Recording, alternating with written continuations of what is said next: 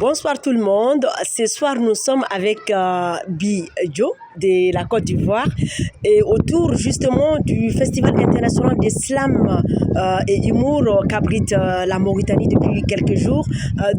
Bijo est le président de la Fédération ivoirienne d'Islam et Poésie. Sa première fois en Mauritanie. Bonsoir. Tes premières impressions? Alors déjà, c'est l'architecture. ça diffère d'Abidjan totalement. Et puis, je suis heureux d'être là, invité par Cabellion, que j'ai eu la chance de rencontrer à Bamako déjà. Les activités ont commencé hier, j'ai animé un atelier de slam avec les finalistes du championnat national de slam.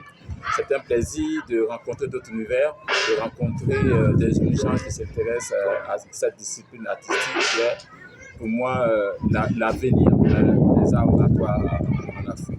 Et de plus en plus, beaucoup de jeunes s'engagent dans l'islam. Quelle interprétation ou quel symbole cela dégage pour vous?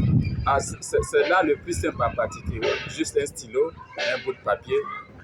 Vous avez votre test et vous le partagez. C'est un instant de partage. Vous avez écrit vos ressentis, vos peines, vos joies, et puis vous avez l'intention de partager avec les autres. Donc vous allez dire votre test et voilà, vous faites du slam tout simplement. Maintenant, il y a des aspects plus techniques en matière de compétition, il y a des règles, il y a de la scène, il y a des productions discographiques, il y a tout un ensemble d'activités autour du slam.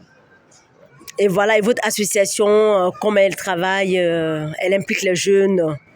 Oui, effectivement. Nous, on sera à notre 9e édition de festival Babislam cette année, en septembre prochain. On a pratiquement 8 années de compétition. Il faut noter que la Côte d'Ivoire est championne du monde de slam. Et nous irons à Paris en fin de mois justement pour défendre notre titre avec notre champion Lévent. Celle qui l'a remporté la Coupe du Monde, c'est une jeune dame justement, Noufegma, que nous saluons. Et il y a un engouement certain autour du slam en Côte d'Ivoire, dans pratiquement tous les quartiers d'Abidjan, dans un certain nombre de villes de l'intérieur du pays. Il y a des clubs qui s'installent, il y a les autorités. Je vais saluer notre ministre de la Culture et de la Francophonie, Mme Françoise Remarque, qui est très engagée auprès de nos activités, qui soutient l'islam en Côte d'Ivoire. Un appel au public mauritanien par rapport à justement cette compétition demain avec un panel performance, aussi le 23 à l'Institut français. Déjà, donc le 23, il y a la finale de la compétition à l'Institut français. Il faut y être.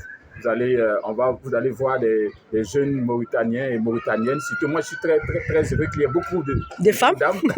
Ça, c'est comme ça. Je dis toujours quand et ça fait des jaloux, hein? Oh non, mais il faut plutôt encourager la percée des dames dans les disciplines artistiques. Je pense que les femmes, elles ont quelque chose de particulier qui apporte un charme à notre art. Et moi, je suis très heureux que je suis venu dans la télé, elles étaient nombreuses. À la finale, elles sont encore nombreuses et présentes. J'espère que ça sera une qui va gagner.